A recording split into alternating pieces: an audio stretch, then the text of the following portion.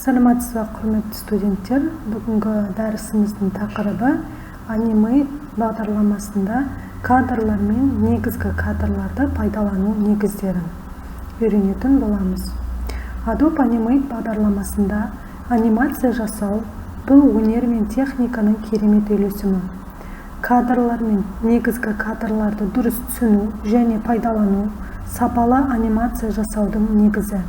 Бұл дәріс сізге анимацияның қалай жұмыс істейтінін және кәсіби нәтижелерге қалай жетуге болатынын көрсететін болады. Кадр дегеніміз не? Жалпы анимацияның негізгі бірлігі. Жалпы кадр бұл анимациядағы қозғалыстың ең кіші бірлігі болып табылады. Бұл тұжырымдама кинематографиядан келген және қазір барлық цифрлық анимация жүйелерінде қолданылады. Әрбір кадр бір сәтті бейнелейді және олар тізбектеле отырып қозғалыс иллюзиясын жасайды.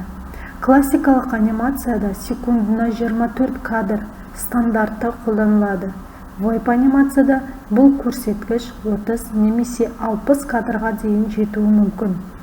Кадрлар саны неғұрлым көп болса, қозғалыс соғұрлым тегіс болады, бірақ файл өлшемі де ұлғаяды. Қозғалыс иллюзиясы. Әрбір кадр суреттің аздап өзгеруін көрсетеді. Мысалы, доптың ұшуын анимациялау үшін біз оның әрбір кадрда аздап жоғары немесе төмен орналасқанын көрсетеміз. Бұл кадрлар жылдам ауысып отырғанда біздің көзіміз оларды үздіксіз қозғалыс ретінде қабылдайды. Осы принцип барлық анимация түрінде қолданылады. Дәстүрлі қолмен салынған анимациядан бастап, заманауи компьютерлік графикаға дейін кадрлар арқылы біз уақытты бақылау астына алып, қозғалыстарды дәл реттей аламыз. Негізгі кадрлар, keyframes дегеніміз не? Анимацияның маңызды нүктелері. Негізгі кадрлар анимациядағы маңызды өзгерістердің басталуы мен аяқталуын белгілейтін кадрлар. Олар анимацияның бағдар беретін жұлдыздары ретінде қызмет етеді және қозғалыстың негізгі бағытын анықтайды. Позицияларды анықтау. Олар қозғалыстың негізгі позицияларын анықтайды.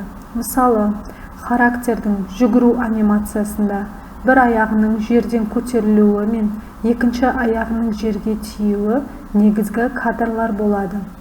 Аралықтарды толтыру.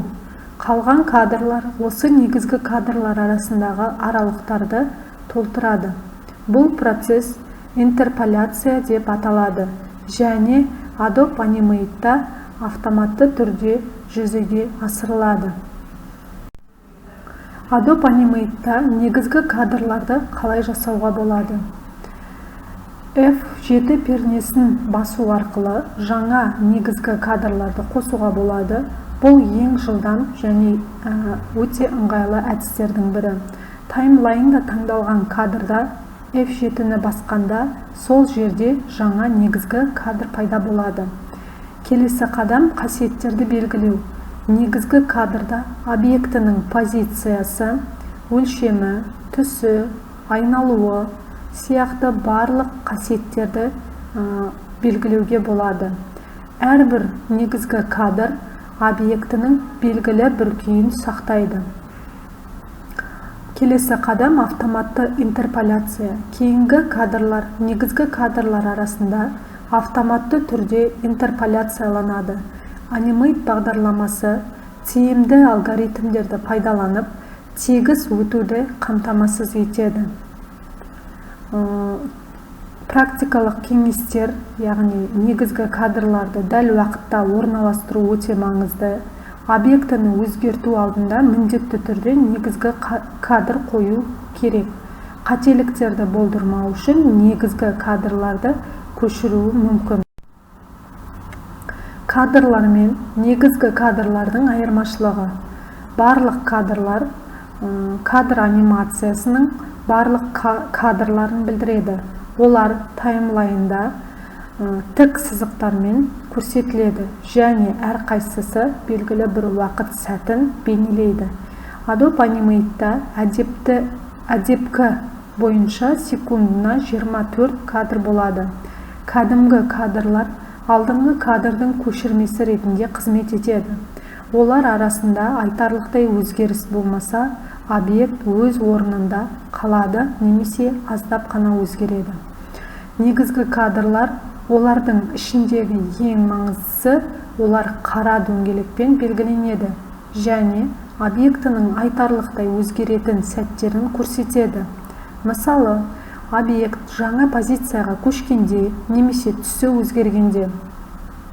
Негізгі кадрлар арқылы аниматор қозғалыстың негізгі сәттерін анықтайды.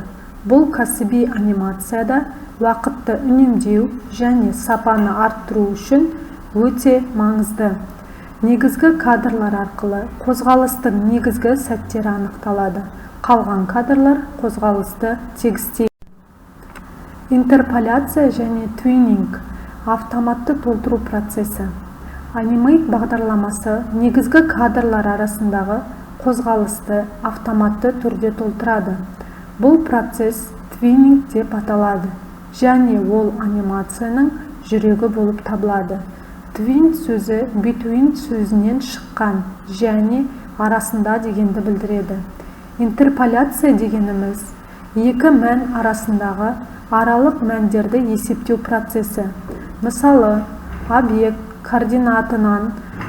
координатысына оң кадрда жылжуы керек болса, бағдарлама әрбір кадрда объектінің дәл қай жерде болуын есептейді. Твининг түрлері. Motion twin, яғни ол позиция, өлшем, айналу. Shape twin, векторлық пішіндердің өзгеруі. Classic twin, ескі әдіс, бірақ әлі де қолданылады. Бастапқы бірінші кадр жазатын болсақ, бастапқы позицияны белгілеп аламыз. Екінші интерполяция, бағдарлама аралық кадрларды есептейді. Үшінші қадам ол соңғы кадр, мақсатты позиция жетіледі. Твининг әдісі анимацияны жылдам әрі тегіс жасауға мүмкіндік береді. Бұл әсіресе коммерциялық проектілерде маңызды. Мұнда уақыт пен сапа тең дәрежеде есептеледі. Практикалық мысал келтіріп өтетін болсақ, мысалы алатын болсақ, қарапайым қол бұлшық етін қозғалыс анимациясын жасайық. Бірінші қадам бұнда негізгі кадрды жасаймыз. Қолдың бастапқы позициясы, яғни қол төмен түсірілген күйде, саусақтар жиналған. Бұл анимацияның басталу нүктесі болып есептеледі. Екінші қадам бұл 5 кадр қосып аламыз. Қол жартылай көтерілген, саусақтар ашыла бастайды, қозғалыстың ортаңғы фазасы. Келесі үшінші қадам ол 10-шы негізгі кадр. Қолдың көтерілген позициясы, қол толығымен көтерілген, саусақтар ашық, қозғалыстың, яғни шыңы. Келесі 4-ші қадам ол 15-ші кадр. Қол қайтадан төмендей бастайды, саусақтар жабыла бастайды, кері қозғалыс басталады. 5-ші қадам бұл 20-ші кадр. Бастапқы позицияға оралу, циклдың аяқталуы және жаңа циклдың басталуына дайындық. Яғни дайындық кезеңінде алдымен стрейчке қол элементін жасау керек болады, оны векторлық графика ретінде салуға болады, немесе дайын растрлық суретті импорттауға болады. Қолды символ түрлендіру арқылы оны оңай басқаруға болатынын есте сақтауымыз қажет. Анимация процесі 2-9 кадрлар арасында қозғалыс автоматты түрде жасалады. Motion twin құралы арқылы бұл өте оңай іске асырылады. Тек 2 негізгі кадр белгілеп, олардың арасына твин қосу жеткілікті. Уақыт шкаласы мен кадрларды басқару. Кадрларды жылжыту. Уақыт шкаласында кадрларды таңдап, басқа орынға апару арқылы анимацияның уақытын өзгертуге болады. Бұл қозғалыстың жылдамдығын реттеудің ең қарапайым әдісі. Кадрларды алдыға жылжытсаңыз, анимация кешігеді, артқа жылжытсаңыз ерте басталады. Келесі кадрларды жою. Қажет емес кадрларды жою арқылы анимацияны оңтайландыруға болады. Delete пернесі немесе оң жақ түймешек арқылы, контекст мәзірі арқылы кадрларды жоюға болады. Бұл файл өлшемін кішірейту үшін маңызды. Көшіру және қою. Кадрларды көшіру арқылы қайталанылатын қозғалыстарды жасауға болады. Ctrl-C немесе Ctrl-V пернелер тіркемесі арқылы немесе тінтуір арқылы драг-дроп әдісін қолдануға болады. Бұл циклді анимацияларда өте пайдалы. Алдын ала қарау. Ctrl-Enter пернелерімен анимацияны алдын ала қарау мүмкіндігі. Бұл нәтижені бағалау және қажетті түзетулерді жасау үшін қажет. Test Move режимінде анимация нақты жылдамдықта ойнатылады. Уақытты бақылау. Анимацияда уақытты дұрыс бақылау кәсіби нәтижелерге жетудің кілті болып есептеледі. Кадрлар арасындағы интервалдарды өзгерту арқылы қозғалыстың жылдамдығы мен ырғағын реттеуге болады. Жылдам қозғалыс үшін аз кадр, баяу қозғалыс үшін көп кадр қолдану керек. Оңтайландыру кеңестері. Ұзақ анимацияларда лайер ұйымдастыру өте маңызды. Әрбір объект үшін бөлек лайер пайдалану арқылы анимацияны басқару оңайырақ болады. Сонымен қатар символдарды пайдалану файл өлшемін азайтады. Анимация кезінде қателіктер мен кеңестер. Негізгі кадрларды тым жиі қою. Негізгі кадрларды тым жиі қою анимацияны күрделендіріледі және файл өлшемін ұлғайтады. Тек нақты өзгерістер болғанда ғана негізгі кадр қою керек. Мысалы, объект тура жолмен қозғалатын болса, тек басы мен соңында негізгі кадр қою жеткілікті. Дұрыс интерполяция жасау. Қозғалысты табиғи ету үшін кадрлар арасындағы интерполяцияны дұрыс пайдалану маңызды. Layer интерполяция механикалық көрінеді, ал Ace in-out қолдану арқылы қозғалысты табиғи етуге болады. Нақты дүниедегі объектілер біртіндеп жылдамдайды немесе баяулайды. Уақытты дұрыс бөлу. Анимацияда ырғақ пен уақытты дұрыс бөлу өте маңызды. Тым жылдам анимация көзді шаршатады, тым баяу анимация зеріктіреді. 12-24 кадр секунд арасындағы жылдамдық көбінесе оңтайлы болып табылады. Жиі кездесетін қателіктер.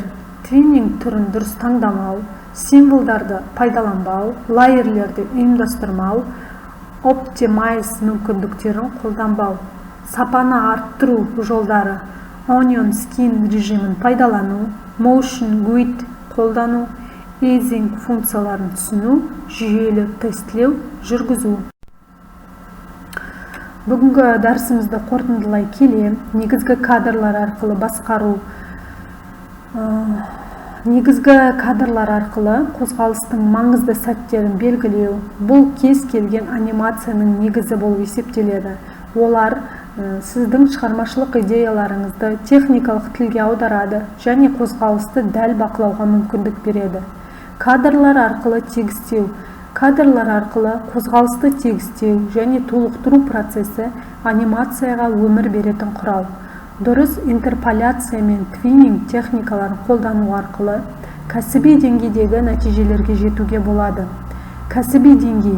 Animate бағдарламасында бұл құралдарды тиімді пайдалану сіздің анимацияңызды кәсіби деңгейде көтереді.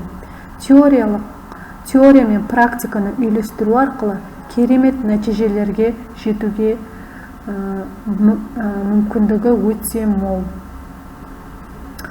Осымен бүгінгі дәрісіміз аяқталды. Тыңдағандарыңызға рахмет.